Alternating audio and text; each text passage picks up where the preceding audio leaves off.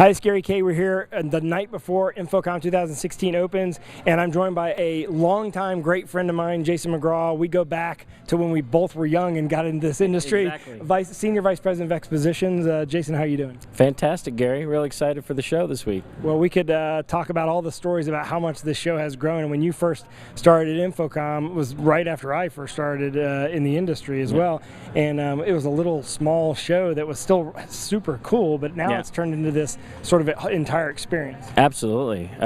This will be my 23rd InfoComm show, and it's definitely evolved. I remember back in '91 when I was doing my first show with InfoComm that we had the beginning of the shootout back in those days, and we even still had a slide projector multi-image show. Right, exactly, going on there. Yeah. So, and the touch panel sat on top of the overhead projector. We had 3-gun projectors, and today we have fabulous video walls, LED technology, and virtual reality, and interactive touch displays, and digital audio, everything, and Internet of Things. It's just crazy, and it's exciting. The industry is just exploding, and InfoComm really reflects that. Well, I thought about this leading into the show, that I can't imagine being in your position without being a nerd, because, and I mean that with all due respect, because I'm a nerd too, but there are people that probably go to college to become exhibition managers, exposition managers, but the fact that you're into the technology as much has helped the show grow and helped the industry grow. Don't you think that there's been an influence there? Because don't you think it would have been hard for you to appreciate without really kind of loving the technology yourself? Well, it's, what I do, it's certainly a professional career for managing exhibitions and events and meetings, but, I do have a avocation for technology, and, going back to my younger days when I used to be a sound man for a band or worked in theater and with lights and sound, and so I definitely have an appreciation for it. I'm also a CTS holder, and so I like to learn about the new technology the same way that our attendees do when they come here. So it definitely makes it a thrill for me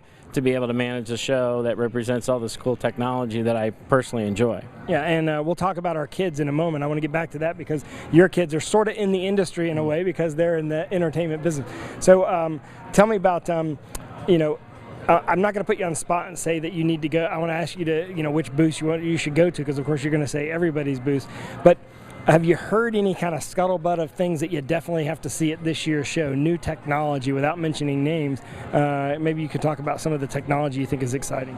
Well, absolutely. I mean, certainly our show sponsors that I can mention, like our presenting strategic show partner, Samsung, has a massive booth. We've seen it being built up here prior to the show opening tomorrow, and exciting technology in their booth. Cisco's got a great booth on the floor. Blackmagic has a massive booth. A lot of new products for live events industry. We also have Crestron, who's continuing to be a strategic show partner on the show, and Christie, who's a supporting show partner on the show as well, showing fantastic products. Just stepped over in the Christie booth a moment ago, and it's like amazing. It looks like a hockey arena. It's amazing what they have in there. There's brand new product every year in the Crestron booth. It's really exciting to go around. I think what I've noticed this year, and especially over the last couple of years, is just the pixel race, right, in the LED market. We got sub 1 millimeter displays. We've got 8K displays, here on the show floor. We got translucent displays. We have laser projection. On the display side is pretty awesome. On the audio side, we have 20 audio demo rooms here. We have 250 audio manufacturers. We got everything going on. We have all the different transport technologies that you're hearing about today, and it's HD Basty and Dante this, and all of those other ones that are out there. And it's exciting, I think, for our attendees to come here and see hundreds and hundreds of new products all across the show floor, all across the spectrum of technologies that go together for live events and system integration and fixed install. Yeah, and every year it seems to impress me more, but I think this year in particular, we're seeing probably maybe in the last 6 or 7 years, the most new revolutionary technology. I'll mention a couple that aren't sponsors, so I'm not going to put in a plug or anything for anybody, but I happened to walk by Sony and saw their new that new digital canvas product that they have, which is Crystal LED, they're calling it, blew me away. I went by the Prism booth, or the Prism booth, and their collaboration system is amazing. The planar booth, that giant 8K. Right, the Layard planar, yeah, fantastic. It looks like you're on the beach. Yeah, it's stunning. It's stunning. So I get excited about the display stuff. Like obviously I come from the video side. But interestingly enough, you mentioned audio. Audio is more profitable than video, so you have to pay attention to the audio side. And of course, it's exciting to see Bose support the show the way that they have, for example. And of course, the traditional companies and some of the companies that are moving from audio to video, like QSC, and Listen Technologies, and companies like that. But how do you decide how to walk the show? I mean, I know every year you hear me say something like, maybe this should be a 4-day show, and I won't make you address that right now, but how do you possibly walk around this show floor? I mean, I know that you got other meetings going on, but isn't the show big enough now that it could support more than what we have here? Because it's just gotten so big. Well, we definitely have 1,000 exhibitors. We have over 500,000 net square feet of exhibit space. We've, for a number of years, have various, product category pavilions on the floor. So, if you're here, the carpet is color-coded, the signs are color-coded, the mobile app, the printed maps. We've added digital wayfinding this year. We've got the north and the central halls, so we have like general exhibits, digital signage, and unified communications in the north hall. In the central hall, we have live events, lighting, and staging. We got our security pavilion, audio pavilion, and general exhibits. So there's great products in both halls.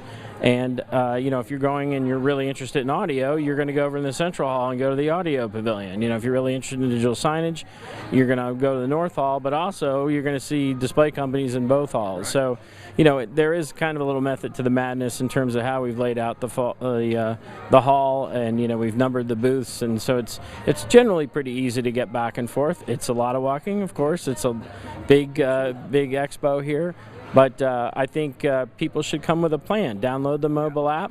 Visit the website, look at the floor plan, think about the booths you want to see.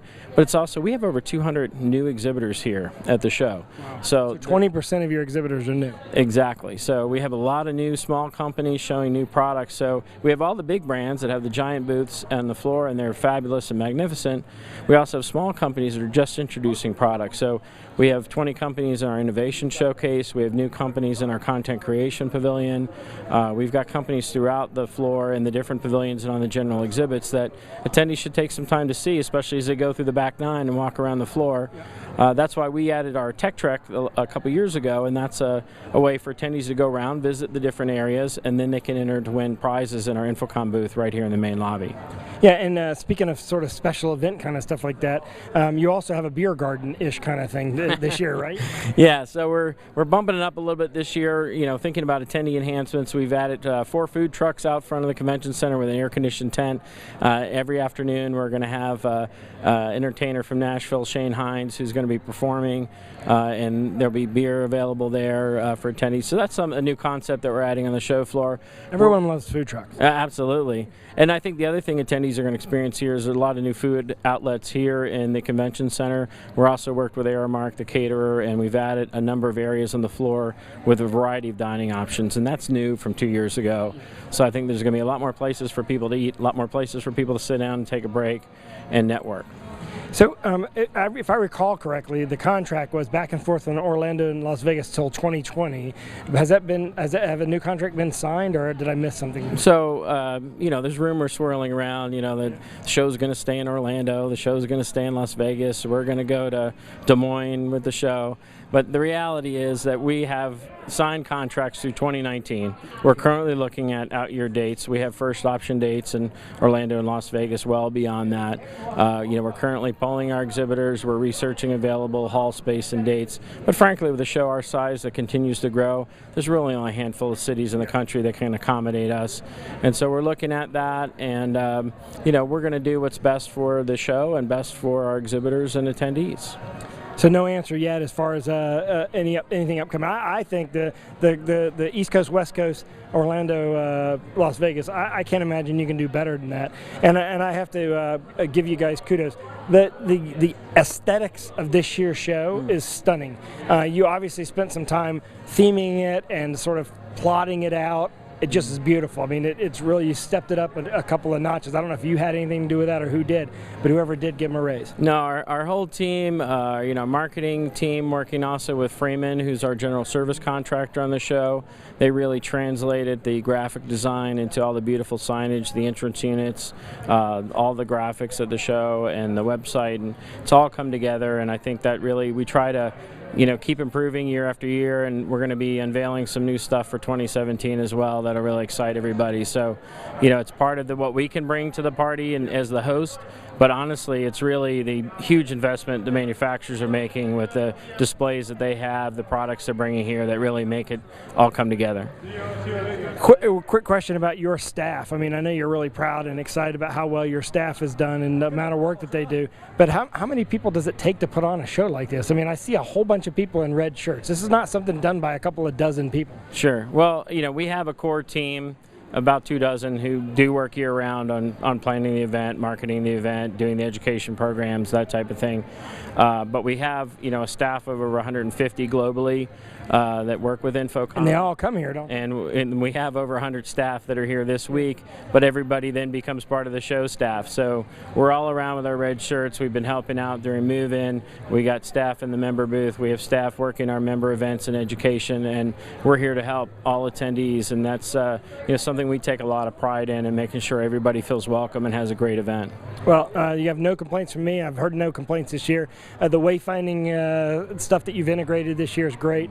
It's easy to find the InfoComm people with the red shirts, but more importantly, there's almost 1,000, I don't know, 990, something like that, or over 1,000 exhibitors. Over 1,000 exhibitors.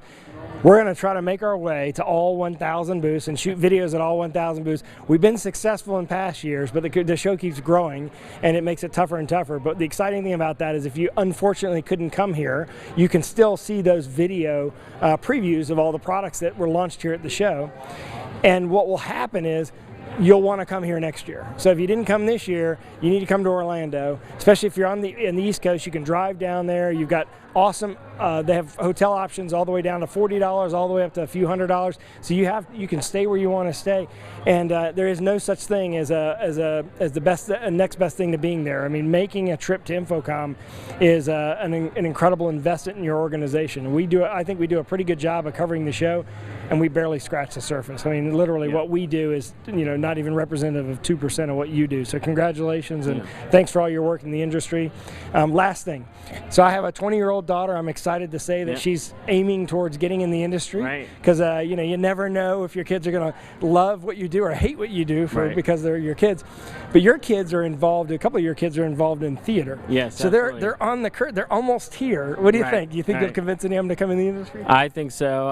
My oldest son Nate is starting his junior year in college, and he really loves it. And my daughter Samantha is getting ready to graduate next year from high school, and is thinking about that as well. So they really enjoy the performing arts and live events, and it's exciting. I mean, they chose that themselves. I didn't say, hey, you got to do that. But it's great, and it's great to see them do that. And I think that's kind of the thing in this industry.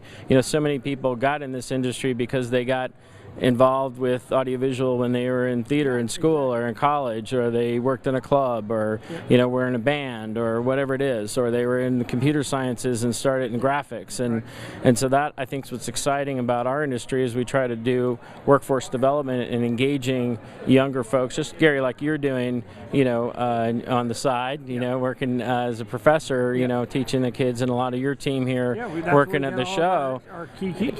This is what the industry is all about, is bringing up young professionals and getting the next generation to be really involved in the industry. Well, I'm excited to say that I'd venture to guess that our program that we've developed has placed more young people in the industry in the last 5 years than any other program. I mean, maybe not more than anybody, but more young people than anybody else. I'm proud to say that. And I'm super proud that my daughter's seriously looking at this industry. She's excited about it. This is her 4th InfoComm. She's done 3 ISCs, and each year she seems to like it more and more. So I'm crossing my fingers that maybe she'll come in the industry. So I think those job offers will start pouring in pretty soon, Gary. Yeah, it's interesting. She's had some really good internship opportunities from companies here that exhibit here, because she's made some friends over the years. But I'm excited. Congratulations, 23 years. This is 23 straight years of better shows. You've made some amazing over the years attendance records. So last question, how's it looking? Hopefully going to be another record breaker. We're looking great. So that hopefully means yes. Yeah. Yeah. Well, when I understand, pre-reg is up, so that means that usually people who show up will be up. It's it may be hot, but it's beautiful. I mean, it's not hot in here, it may be hot out there, but you even air condition. How much did that cost? To air condition a tent in 109-degree weather had to cost some big bucks. It cost a few dollars. Yeah, that's going to be. I'm excited about that because I think that's a neat way to. I mean, the food truck idea and the beer garden. I think that's just kind of cool, and to have a. I didn't even know you were going to have entertainment.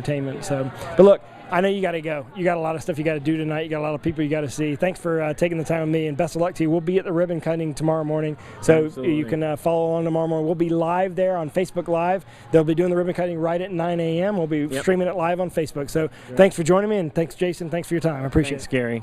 And keep watching, and of course, any manufacturers to an AV, just type in their name in the video search window, and you'll find the videos we shoot over the next 3 days here at InfoComm in Las Vegas. I'm out.